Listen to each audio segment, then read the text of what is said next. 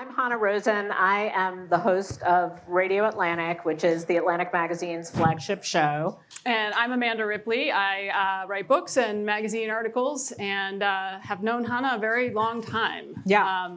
Always looking up to her. She did something really cool, first at City Paper and then after that. So it's great to be here with you. Thank you. So Amanda wrote a book called High Conflict, and it is my absolute favorite kind of book because it's one of those books that traces the main thing in our country, which you've been hearing about this afternoon, which is essentially how we really don't talk to each other well anymore.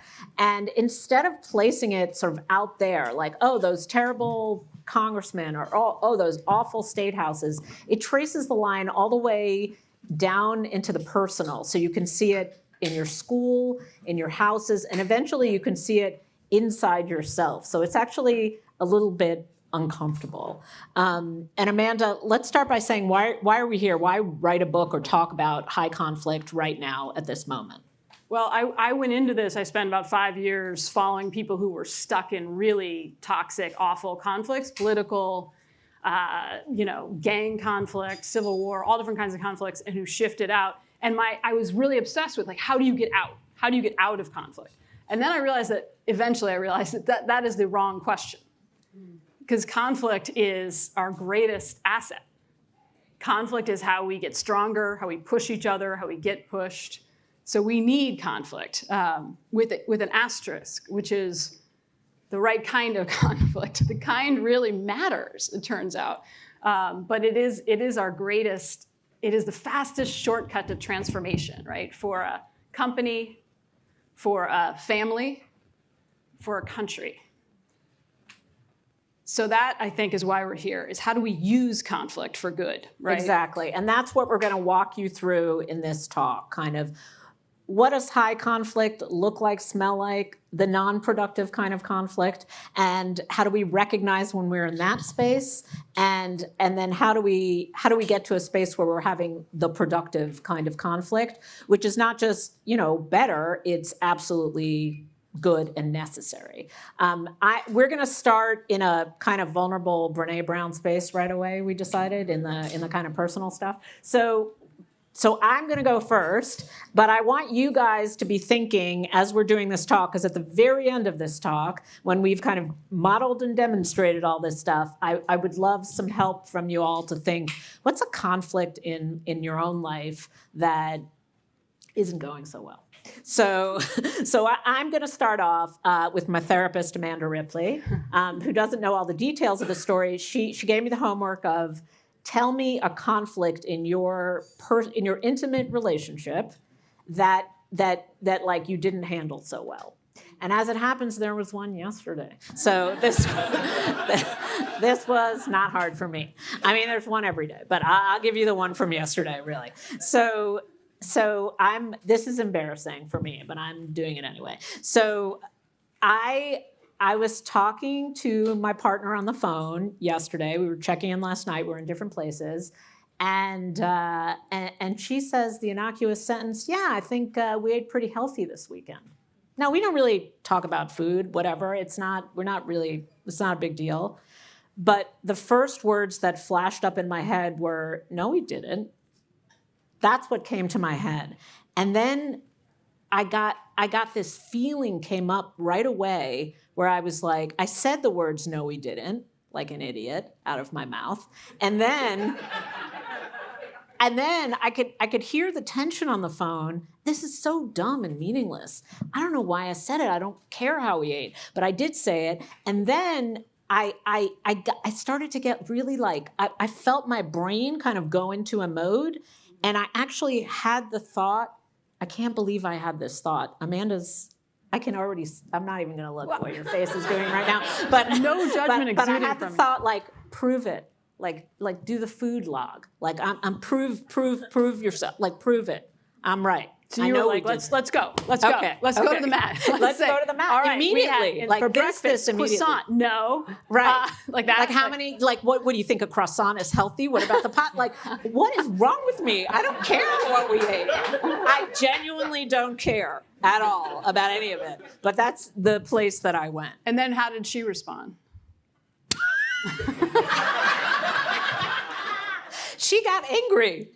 Because She's like, I hate when you, like, it was so stupid. Neither of us cares about what anybody ate, but we, like, it just happened so fast. Yeah.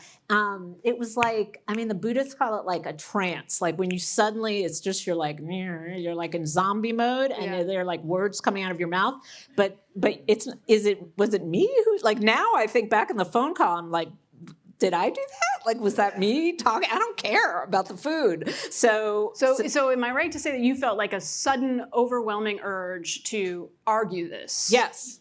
Yes. Is that right? And to prove to her that I was right. To win. To win, 100%. About something I don't care about. To win. Yeah. Right. Yes. Yes. Okay. So yeah, I mean, I think this is a micro, teeny tiny example of how conflict can be channeled for good or for ill, right? Like there was an energy to that, like a sense, right? And that there might be something, a really strong energy. A really strong energy. So there might be something in there that's useful to you, right? Mm-hmm. But in this case, because it went really quickly to like right and wrong, winning, facts, right? It didn't turn, I'm assuming it didn't end in a super, you didn't feel better off for No. No. Okay. No. Yeah, that's a great After example. this, I'm hoping by the time we get to the end of this, I can make another phone call tonight and fix the problem. Yeah. But we're not there yet. No, it ended just everybody feling worse. And so that's a teeny tiny example, right? That we all have been there, right? Like the other day was, this is such a stupid cliche. So we're both doing this. We're both doing this apology first before. Notice this, there's like shame and embarrassment that's layered on, which is always fun. So I was the other day, this was so cliched, but I was, every night I have to like reload the top rack of the dishwasher because my son and husband are just throwing stuff in, almost like a wolf or something, like an animal. And you could, and I can argue the facts of that forever. I could be like, the water cannot reach the stuff. The surfaces are all covered with Tupperware. Like that is not, and I will happily engage in that with a ferocity that is not aligned with its. But I would argue there's something in there, and we'll get to that. But I think there's still something in. There's a signal that's in there. But it is really, really hard. And the more emotion and the higher the stakes, right, then the harder it is. And I think you have another example. Yes. Right? So just everyone hold in your mind that feeling, like that thing that happens immediately when you're like, you're wrong, I'm right. Like that feeling, it's just like you're possessed. So has anyone ever had that feeling? Raise your hand. Okay, see, we're not alone. Yes. Anyone here have no idea what we're talking about? They're like, I'm just here for the gelato, man. I don't know what. Okay, all right, so we're not alone. Yeah. So there's that feeling, and I am a journalist. It is my job to have, and I'm an audio journalist. I'm creating a podcast, so it is my job to not have this happen on a show because, like you sound like an asshole. Like you can't be a host and sort of interview people and create that kind of energy. So I was doing a story about a very tricky subject, and it was very hard space for me to go into, which was about a girl in Texas who was trans and who was having to leave Texas because of trans legislation in Texas that does not allow young people under 18 to access medication or any kind of hormones or anything. And so I said to myself, like, I had a desire to talk to a person on the other side. I just wanted to, like, we heard the speaker who was here before, Brave Angels is the name? Braver Angels, yeah, Braver Angels. Like, I wanted to attempt something like that, which is really tricky territory on this subject. I myself have strong feelings. So I thought hard about how to go into this conversation. I did some interviewing first, and somebody told me, oh, there's really only like, most of the people forget it. They're never going to call you back. You're never going to have a conversation with them. None of the people in the State House are going to talk to you except these two. So why don't you try these two? So I tried these two, and one of them said he would talk to me. And I thought very hard, like, how am I going to start this conversation? And so we're going to play some tape for you. This never aired, so exclusive audio of my absolute failure is about to come in this room. So let's play the tape of, we're just going to play the first tape of my attempt to have this go well. Here was my big idea.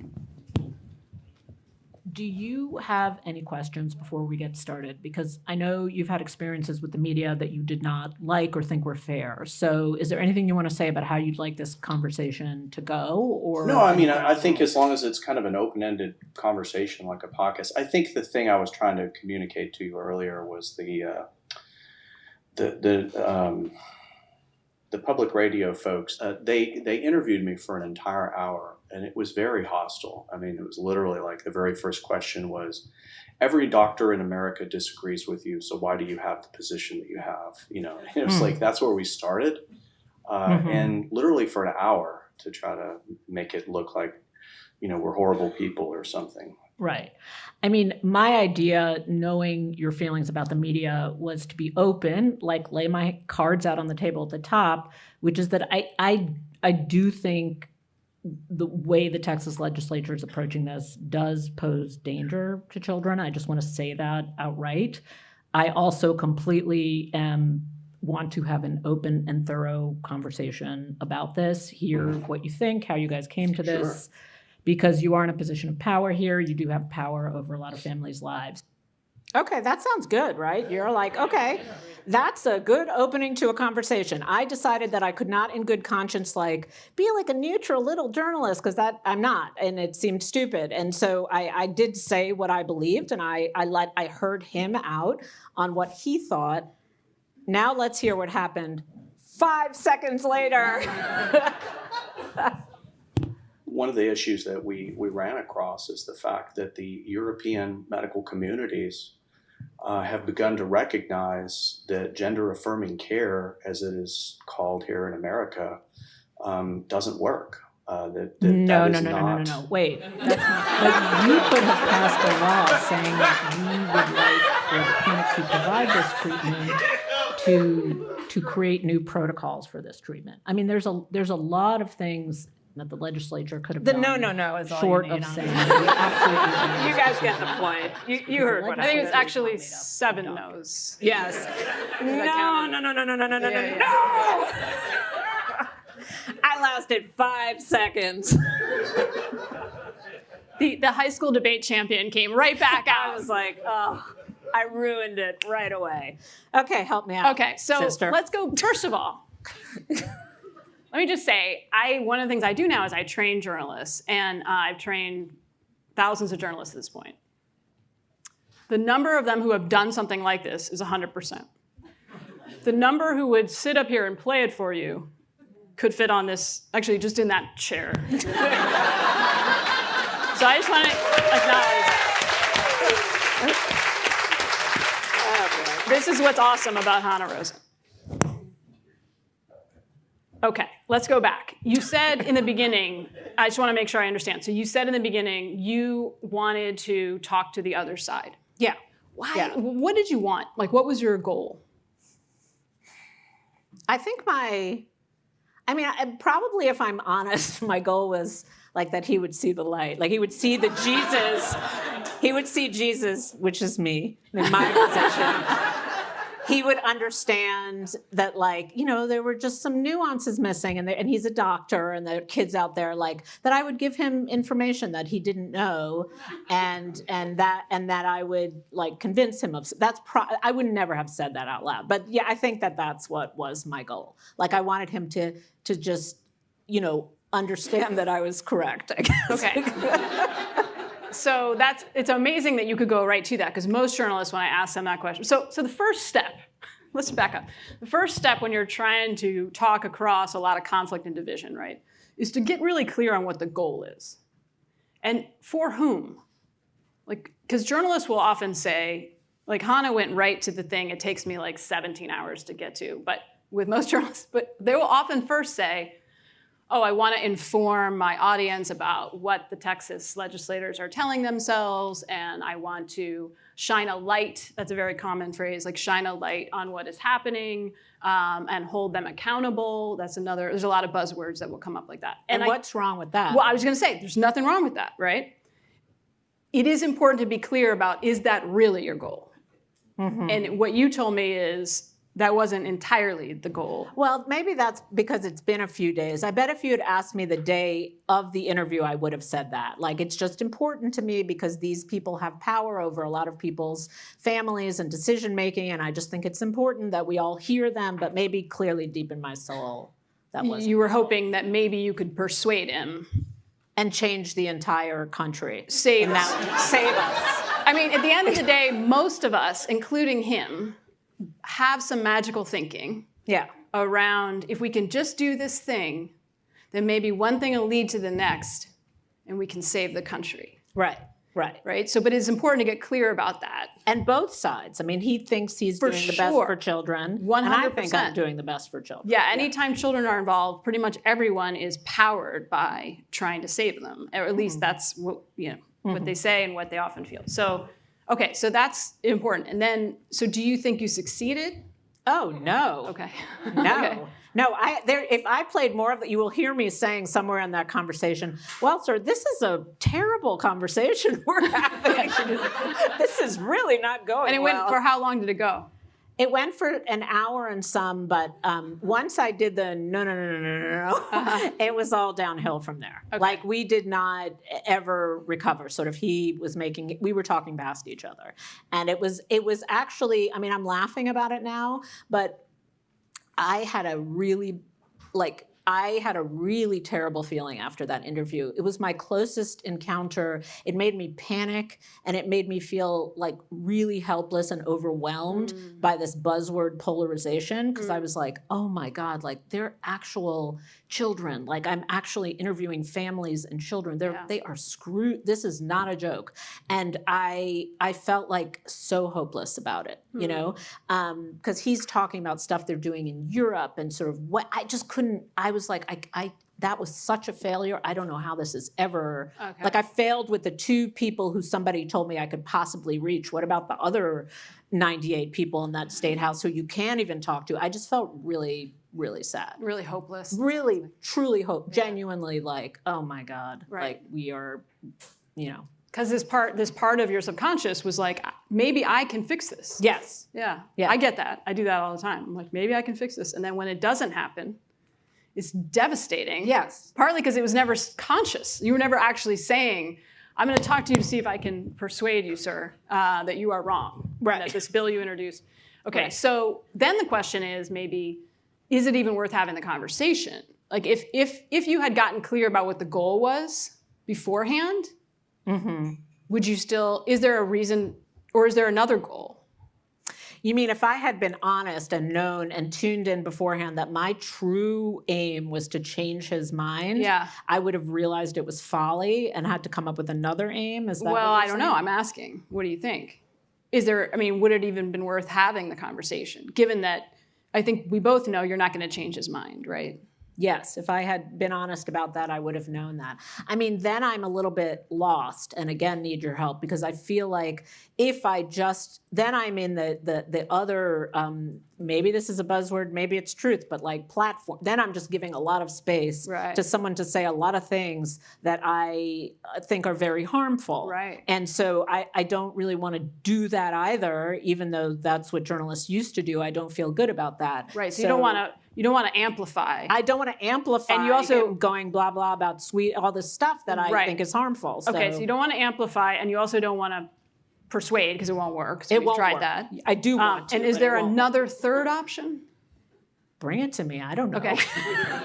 I can't think of one. It often feels in this kind of conflict. Okay, so backing up, when I said the kind of conflict you're in really matters, there is a kind of conflict that I like to call good conflict, like good trouble, like John Lewis called good.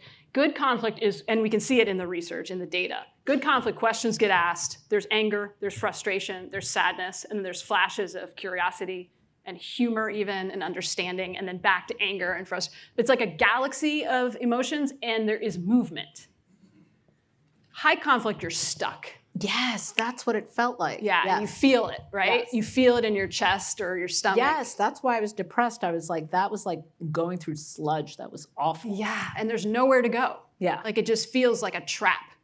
So say again, when it's good and there's movement, what does the movement look like? Is it linear, or is it just like you just see little tiny spots of openness? Right. So I have shifted my goal in conflict, and I'll throw this at you and you see what you all think. I'm not interested in resolving it. I'm also not interested in avoiding it, although I would like to sometimes. My goal as a journalist and as a human is if I can do one of three things. Can I, myself, understand the other person, the problem, or myself a little better through this encounter? Understand, even if you disagree. Totally. Continue to disagree. That's great. Mm-hmm. As a why journalist, does the person who you think is harmful deserve your understanding? What is the point of that exercise? Why is that putting good in the world for you to take the trouble to understand someone who you feel is doing harm? because we have kids together. Mm-hmm. The kids being all the... Like, it's a lot like divorce. It's a lot like divorce. Like, you can get divorced, Right. but you've got kids together. You Right. still have to work together, as we keep seeing. You cannot get jack done in this country. The kids being genuinely a next generation of America. It's always the people who suffer the most in high conflict, whether it's in Colombia or Northern Ireland or South Africa or Chicago, it's always kids. Mm-hmm. Mm-hmm. Or divorce. Right. A high Right. conflict divorce. So high conflict, the phrase actually comes from family law. From a quarter of American divorces can be termed high conflict because they're stuck in perpetual cycles of blame and hostility. And no one wins. Some people suffer more than others, but always the kids suffer the most. Mm-hmm. And it's conflict for conflict's sake. And that's what high conflict is. It takes on a life of its own. And any intuitive thing you do in high conflict to get out, arguing the facts, Mm-hmm. makes it worse. So your only option, and this is really hard, is to do counterintuitive things, Such as? trying to workshop understand this the Texas conversation. legislator. Okay. What does that look like? Let's go trying to back. Let's go understand? back. Okay. Do you remember what he said in the very beginning of that tape, where the very top, you said, "Do you have any questions?" Can you paraphrase back what he said? When he was talking about how the other media had treated him, he said that he had done this public radio interview and he felt like he was mistreated because they basically said every doctor in America thinks you're wrong, and that's how they started the interview, and so he felt like they were never going to listen to him. So what was the point? And then he was in a trap from the very beginning. Okay. That's what he said. It's a pretty good summary. Yeah. And then how did you respond to that in the tape? I didn't. I just said my thing. Like, I was like, okay, well, that's your piece. Now here's my piece. Yeah. Which was also vulnerable, your piece. You were trying to do a countercultural thing. Like, journalists are not supposed to reveal their bias, right? Right. And you were doing that, trying to be transparent. Right. Right. So there's- I felt that was more Both of you honest. were trying to be, there was like a step towards, Yes, that was the last good moment of our love. Yeah. Yes. Yeah. so I guess one thing to just consider is if you had really made him feel heard in that first second, Mm-hmm. might he have been able to hear you? So if I had basically echoed back to him, that's a terrible experience. Like, that's just a terrible experience to be in a room. This isn't like I'm sympathizing with him. Not sympathizing. I'm not not like, agreeing. I'm not, because that's a hard thing to do. Is like, Yeah. oh, you're patting the back of someone who you think is a harmful person, but you're just saying, I heard what you said. Like, I heard Like, I'm going that to you prove to you that I heard you because I'm going to distill it into my own language, which is going to be probably better than his because that's your job. Right. And I'm going to play it back. Right. And I'm going to then, this is the thing that this is the piece that usually we forget. I'm going to ask if I got it right. Ooh. So that I would actually, have been a conversation. Like, I would have said a thing and I would have said, is that how you felt in that interview? and you do this all the time, Hanna. I mean, I listen to, by the way, you should listen to the episode that she did that came out, was it last week? With about the trans kids. Yeah. Yeah. He's not in it, but it's beautiful, and you'll never forget it. And you are really good at looping. There's a listening technique that I'm talking about called looping. You do it intuitively, but you didn't do it with him. And I just wonder, it wouldn't have changed his mind, right? Like it's not like it would have been a, 180. But half of what people want in conflict is to be heard, and that's what he was saying to you. He was saying, these people didn't even hear me. It was just like acrimonious from the start. And then I didn't hear him too. So he would have no reason to You then trust went and me. did the exact same fucking thing. Yeah. Yeah. Okay. Now, I want to ask you a serious question. I feel like in the world that we live in right now, 2023, there would be social sanction for listening, like opening myself up to him in that way. Now, maybe these aren't the kinds of things you want to do in public, so that's possible. But I just want to put that out there. Like a part of me, like it would be, I would be worried about what that signals. Right. Are you somehow validating and affirming? And so I think having a live conversation like this is really different. Okay, so let's just leave that You were aside. not Yeah. live. No, I don't want to leave it aside. Live, okay, as Like opposed to on air, Yeah, broadcast, okay, right. okay. Like if it was a live TV show or something, then it's a different, because you have two audiences, right? You have Yeah. him and then the actual audience. Yeah. Okay. That's a different thing. In this case, it's just the two of you, and you get to decide Yeah. what goes in the final show, right? Good point. Okay, so I could have done that, and then so already at the very top, you can say, "I hear you, I see you, I heard what you said." Yeah. We're not in roles. Like I'm a person, you're a person. Right. I heard what you just said. But then you'd have to actually take in what he said. And taking in what he said, I mean, this is a tricky one. So I think what you're saying there, if I understand correctly, is like it has to be genuine, Right. or I can't be faking it. That's the bummer. Yeah. So like with my partner, I couldn't get on the phone and be like, oh, that's like, she would have to feel it. Yeah. I mean, I will be honest, I've spent 5 years trying to get better at this, and sometimes I'm faking it like 50% in the beginning of the looping when I'm really agitated. Mm-hmm. But if 50% is genuine, you can get there. Okay. So he would have to feel it was genuine. And then where does the conversation go? So then he starts saying things that I like, that led to my no.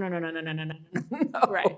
Yeah. Right. Well, you also said something important, right? So he said this thing, I had this really hostile experience last time. I don't want to have that again. Then what I said was, I just want to lay my cards out on the table and be honest, so I'm not pretending, I do have an opposite position. So one way to say that based on what he just said, you could have said something like, I don't know, but something like, well, this is a challenge then, because I actually do disagree with you, and I don't want to just do what that other reporter did. I hear you that you didn't feel heard. Oh my God, that's so good. Well, just kind of acknowledging it, right? Yeah. That makes total sense. You're going to really try, and you might not succeed, and you're going to try to listen to him. Could he try to listen to you? Yeah. You could ask that. I think that language is good because a lot of times these legislators are Christians. And I think that they must hear it's not that I was going to preach to him, but I did have a thought to myself, like, is there any kind of principle in there or way that I could appeal to a Christian instinct? Just an instinct of like do unto others or something. Okay. Without being I explicitly think now we're getting Christian. back into persuasion, which is an admirable goal. But Hanna, I do think you could influence this guy, but it's going to be a 10-year project. Like it's not going to be a 1-hour project, right? Okay. So if you had listened to him for a whole hour we know from the listening research, which believe it or not, this is fun. What percentage of the time do you think people feel heard in their day-to-day lives? On average. 5%. Yeah, that's great. Yeah, 5%. Wow. Okay, so a lot of the conflict that we're seeing right now that is unhelpful comes from that.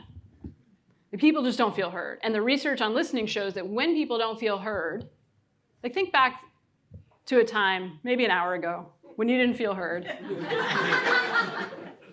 What does it lead you to do?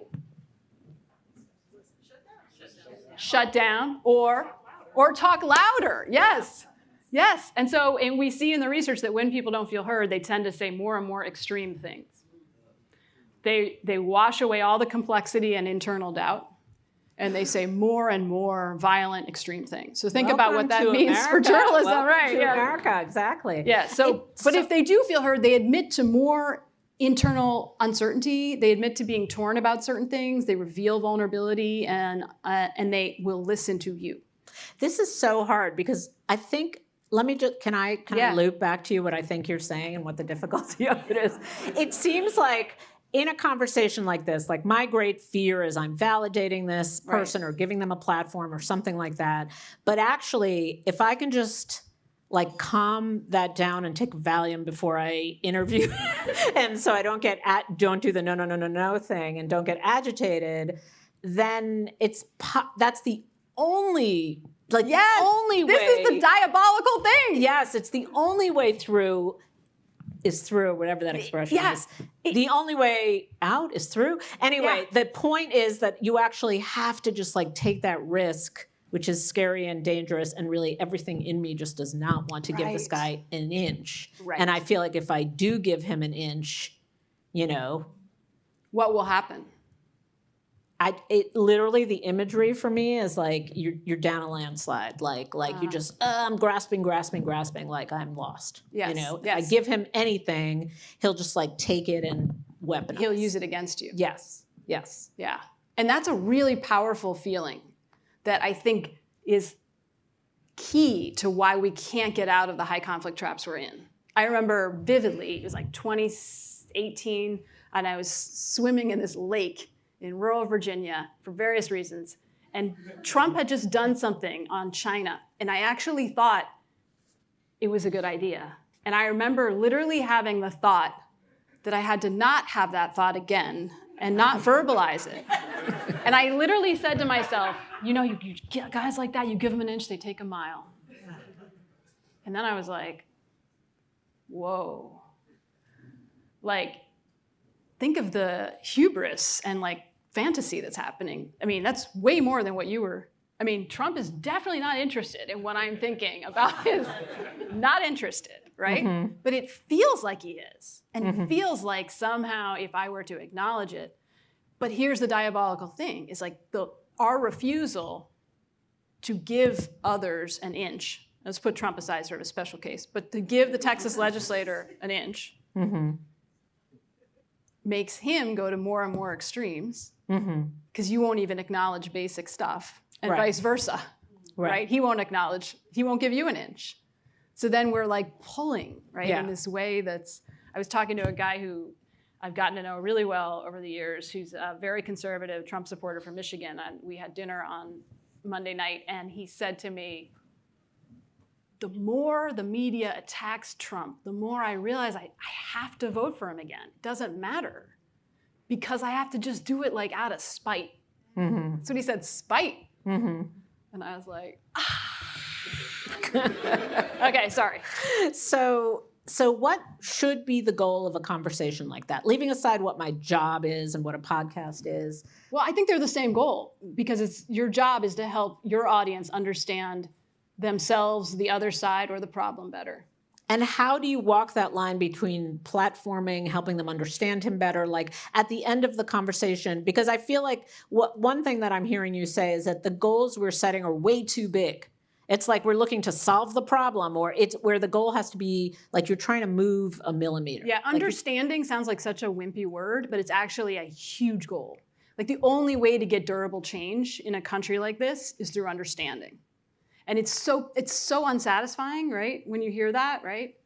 It's really unsatisfying, because why do I want to understand his bullshit? Why? I have a great analogy. This table's perfect for it. Okay. This might be a little nerdy, but I feel like you guys can go there. Okay, so imagine this is a giant pie, like cherry pie, delicious.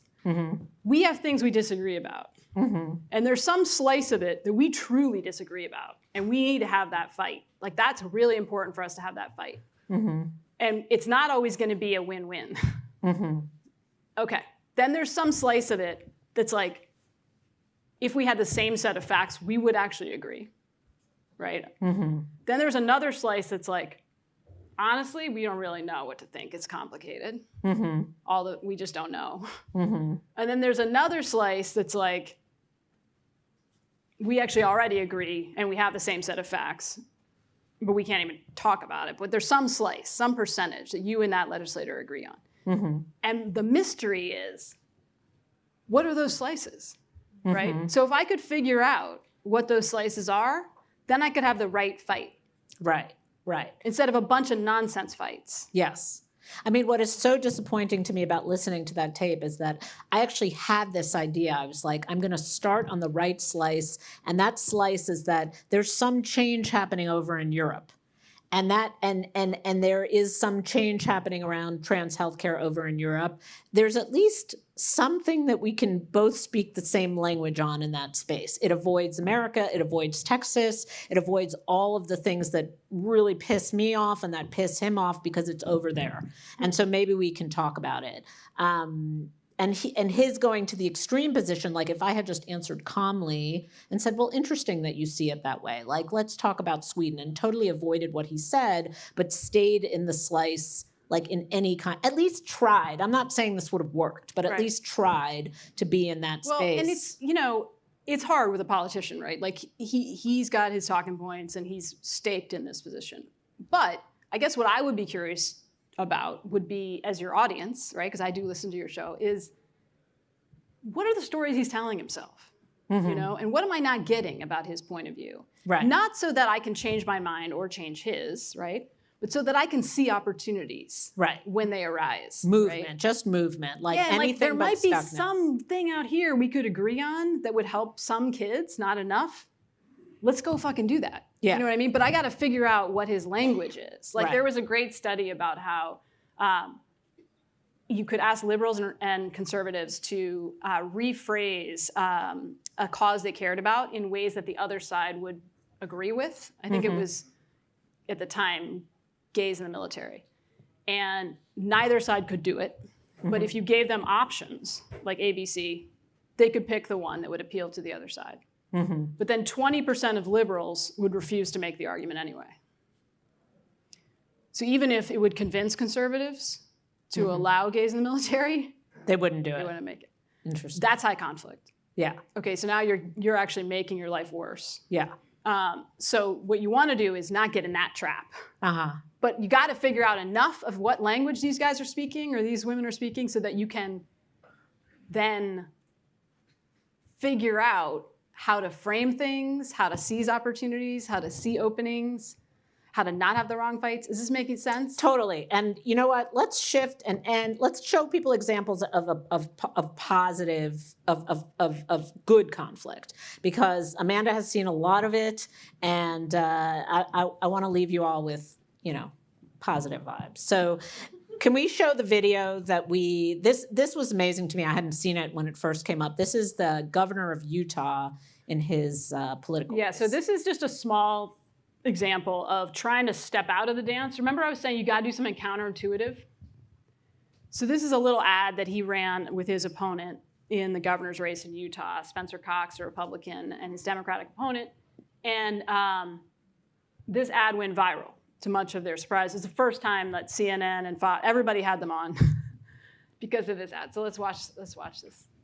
I'm Spencer Cox, your Republican candidate for Utah governor. And I'm Chris Peterson, your Democratic candidate for governor. We are currently in the final days of campaigning against each other. But our common values transcend our political differences, and the strength of our nation rests on our ability to see that. We are both equally dedicated to the American values of democracy, liberty, and justice for all people. We just have different opinions on how to achieve those ideals. But today, we are setting aside those differences to deliver a message that is critical for the health of our nation. That whether you vote by mail or in person, we will fully support the results of the upcoming presidential election, regardless of the outcome. Although we sit on different sides of the aisle, we are both committed to American civility and a peaceful transition of power. And we hope Utah will be an example to the nation. Because that is what our country is built on. Please stand with us on behalf of our great state and nation. My name's Spencer Cox. And I'm Chris Peterson. And we approve this message.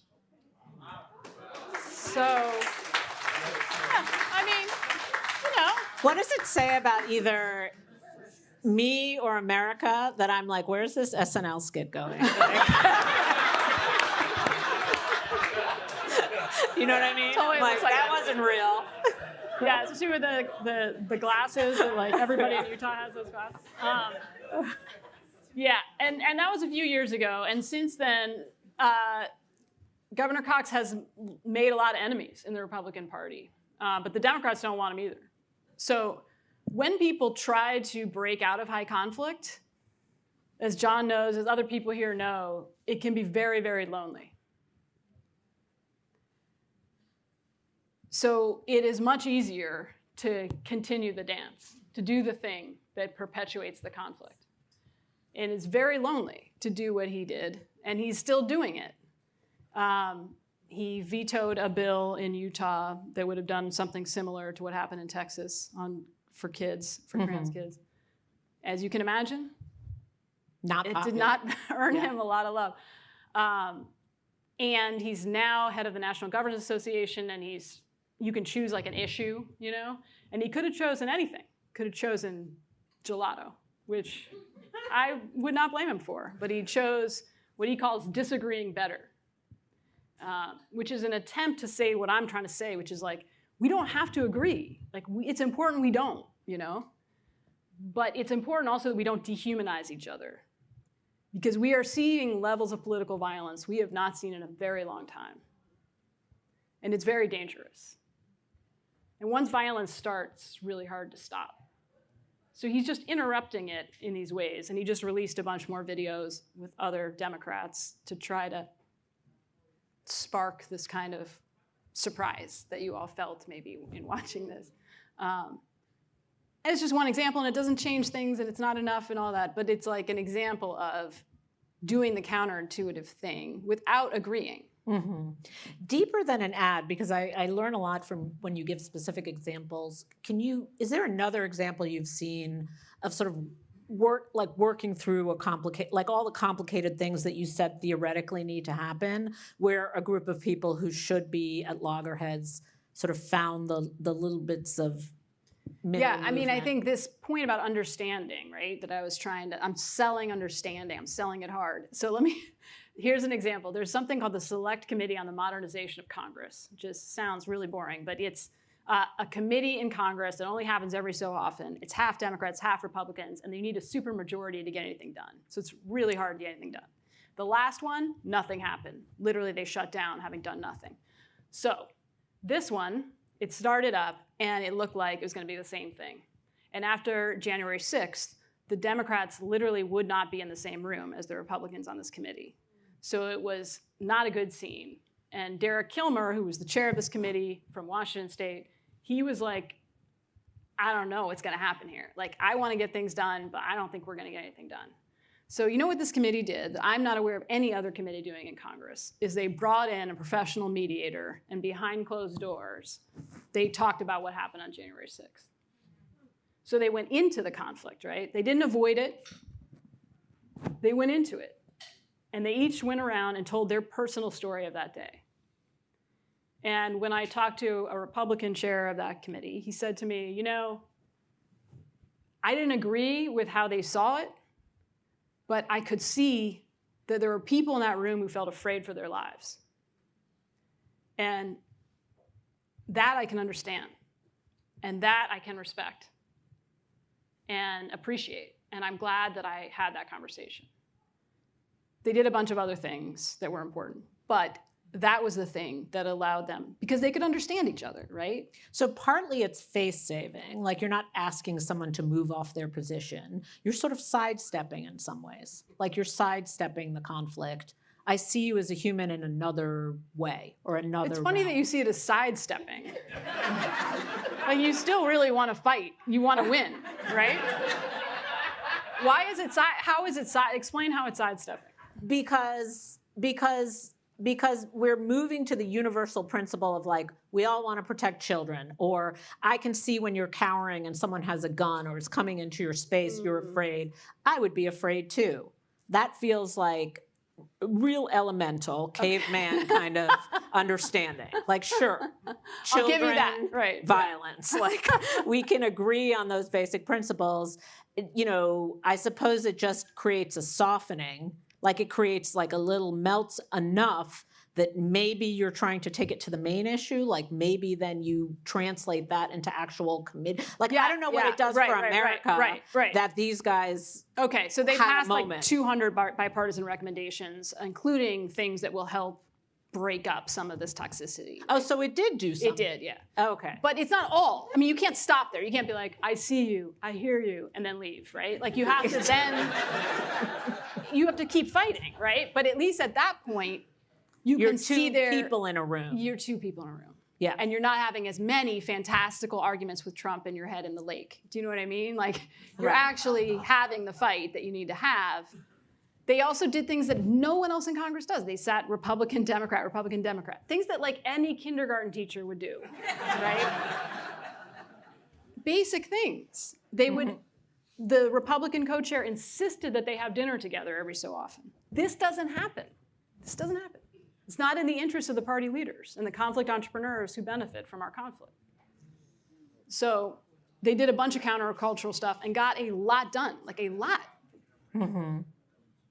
Are you buying what I'm selling? Yes.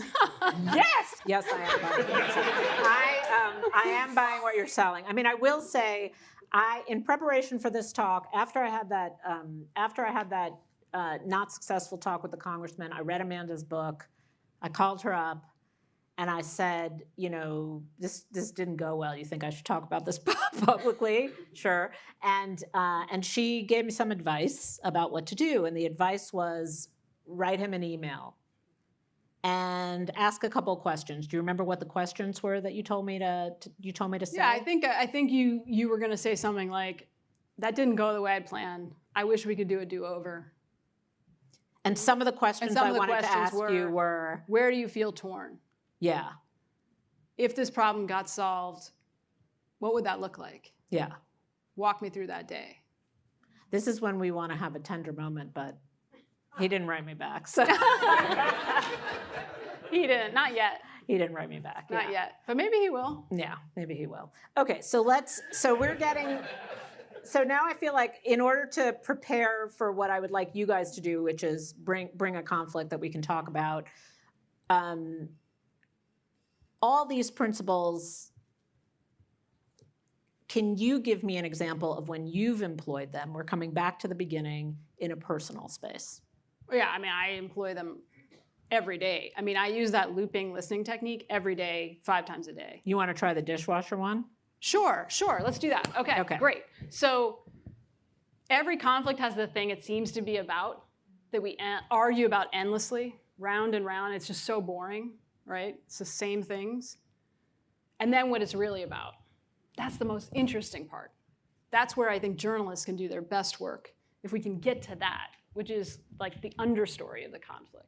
Understory. Understory. Like, Okay. what is it really about? Uh-huh. And do you ever listen to Esther Perel? Does anyone Yes. know Esther Perel's Yeah. podcast? Okay. So she's basically reduced the understory to 6 possible.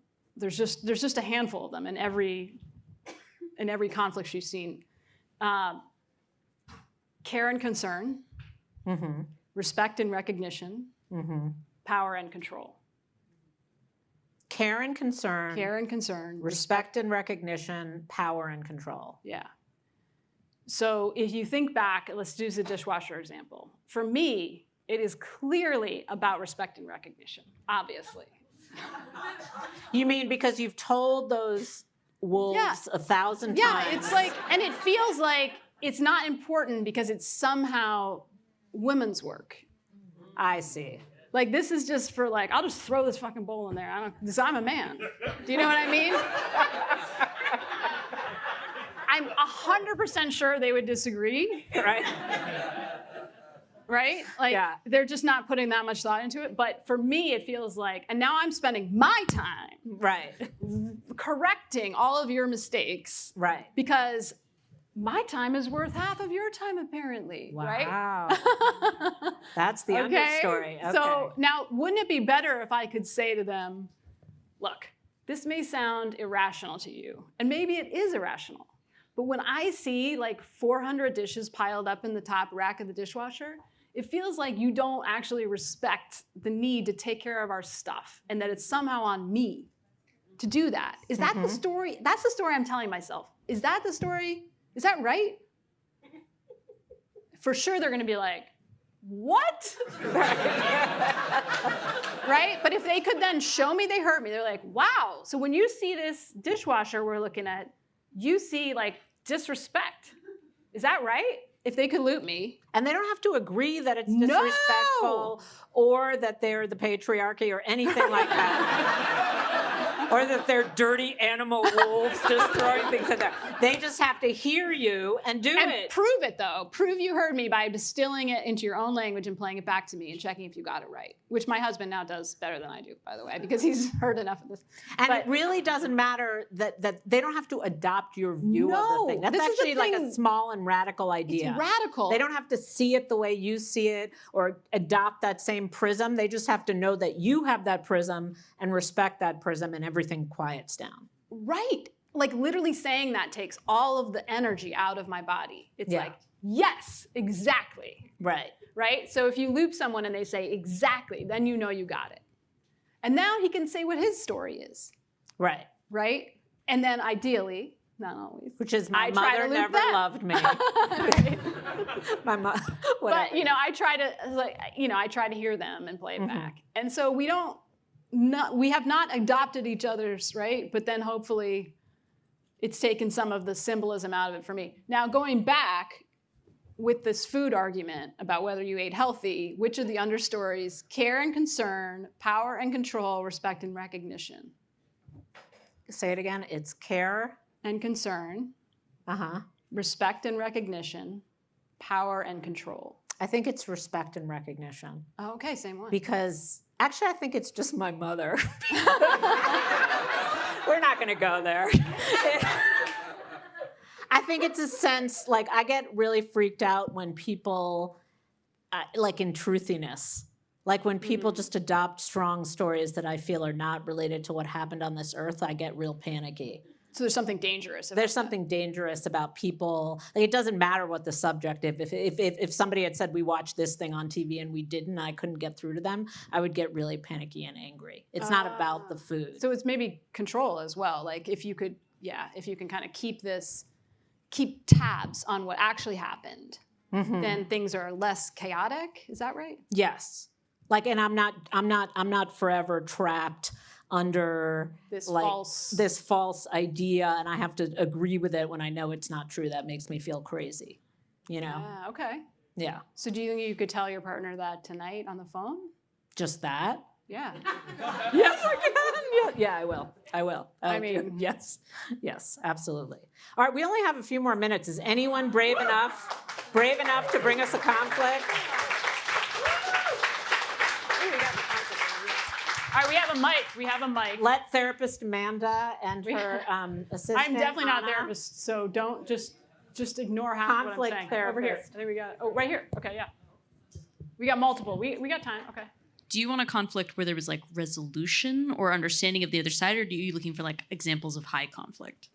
Yeah, I used to want resolution, and then enough people I really respect, like Curtis Toller, who's a gang violence interrupter in Chicago, a former gang leader, Gary Friedman, who's a conflict mediator, who's in my book. None of them want resolution. So I finally was like, I guess that's not the thing. What they want is they want to shift from high conflict to good conflict. And for them, the only way to get to any kind of better life is through understanding. Either one. You want to bring us either one. Okay. It's like very classic and cliched, but my partner told me that so my mother moved from across the country to 20 minutes away from my house, the backstory here, and have not lived in the same state as my mother since I was like 17. So it's like kind of a big deal. Yeah. And my partner said to me, now that your mother lives close by, I recognize qualities that you have that remind me of your mother. And I basically, you can imagine what my response was. So that was a conflict. I know her mother. She's lovely. Yeah, and I don't, yeah, and I'll say, like, I don't dislike my mother either. Like, we see each other very frequently. We have like a speaking relationship, like, yeah, like we're on good terms. Yeah. But that was the conflict. What was the context that this? I think the larger context was like a conversation about how the way we view each other has changed because we've been together for like a pretty long time. Okay. And had you just said anything to them? I had not said anything about my mother.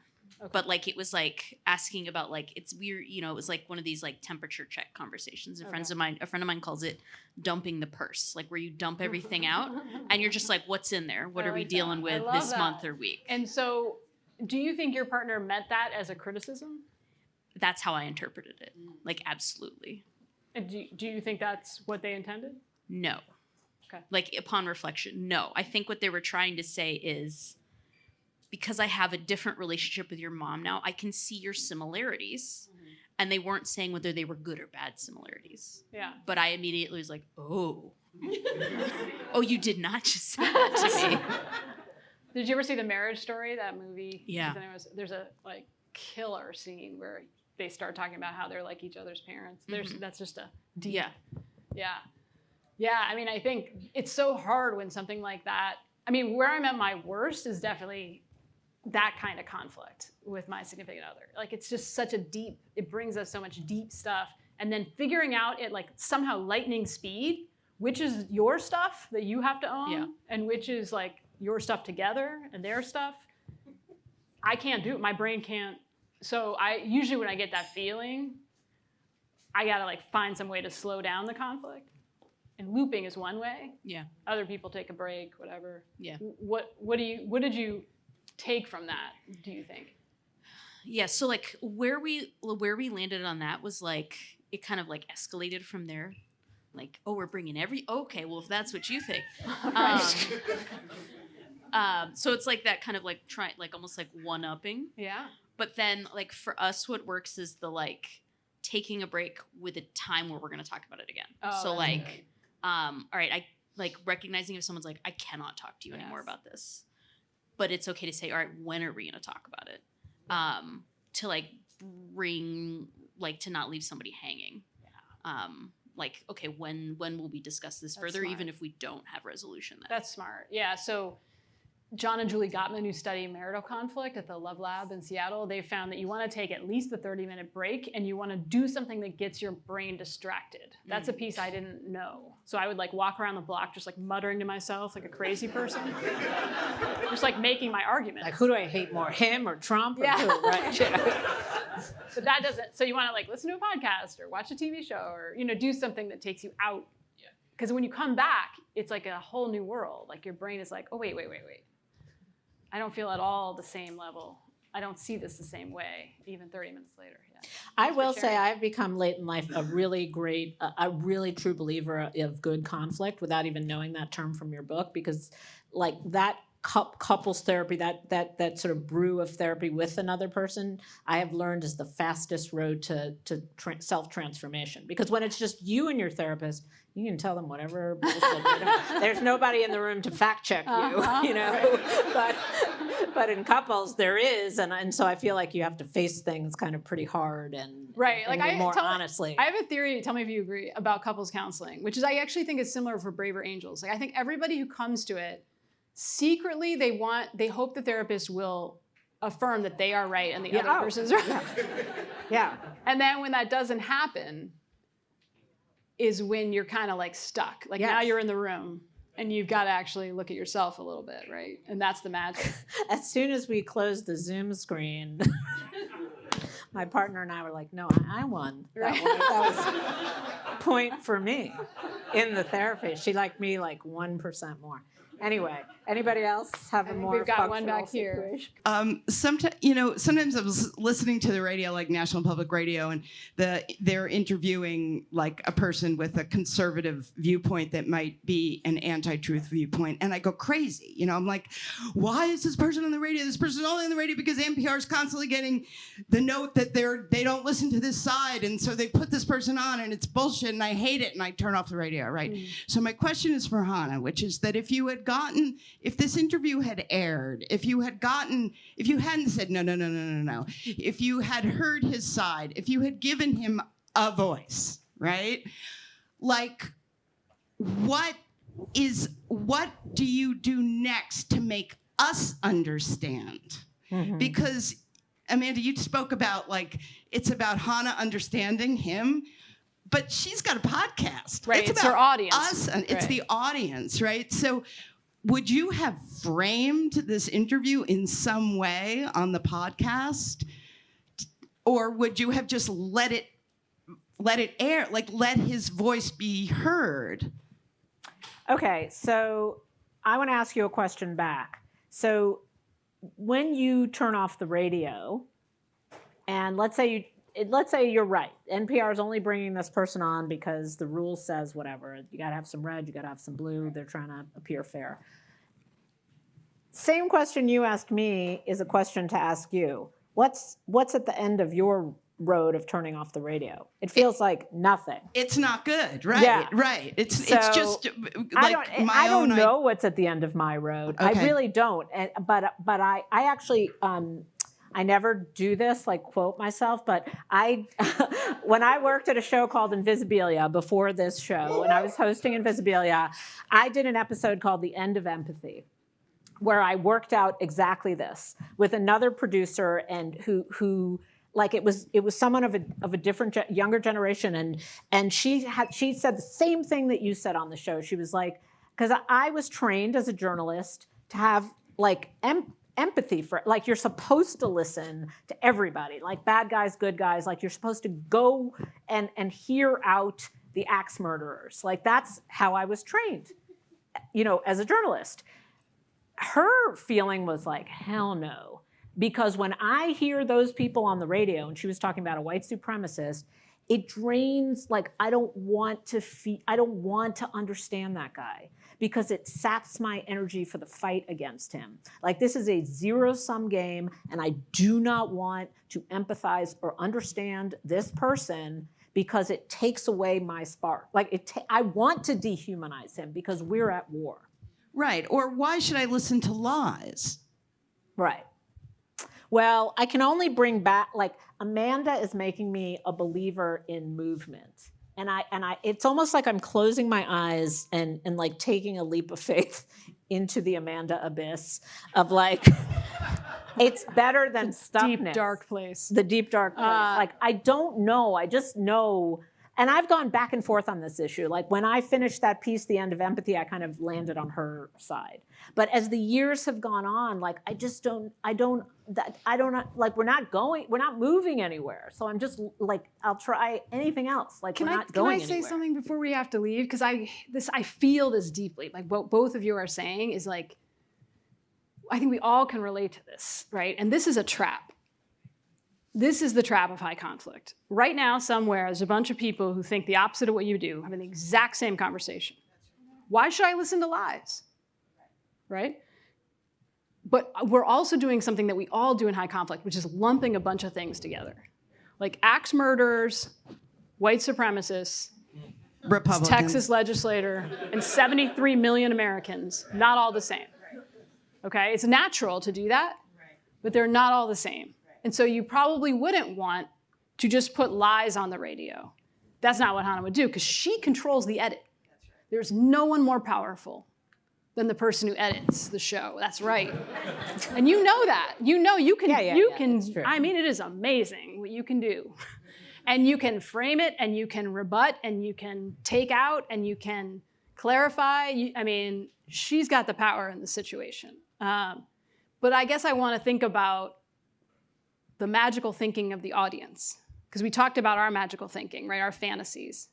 And I sometimes think as an audience member, I feel like if only NPR would call a thing, call a lie, then we would not be in this situation.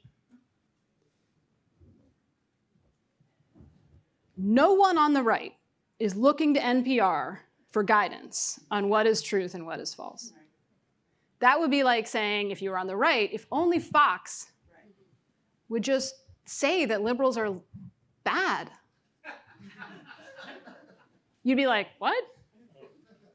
So this is magical thinking, right? It's very tempting. But there's a lot of daylight between platforming lies and disinformation and hatred, which Hanna doesn't do, and trying to help your audience understand, how is this guy sleeping at night? What is he telling himself? No, Where I does he agree, get his- 100%. See what I'm saying? Yeah. Okay. Yeah, I agree. Thank you for bringing that up. 'Cause Yeah. it's It's really hard. hard, though. I'm inspired, but it's really hard. All right, we're at 0, guys. A lot of Thank you. time.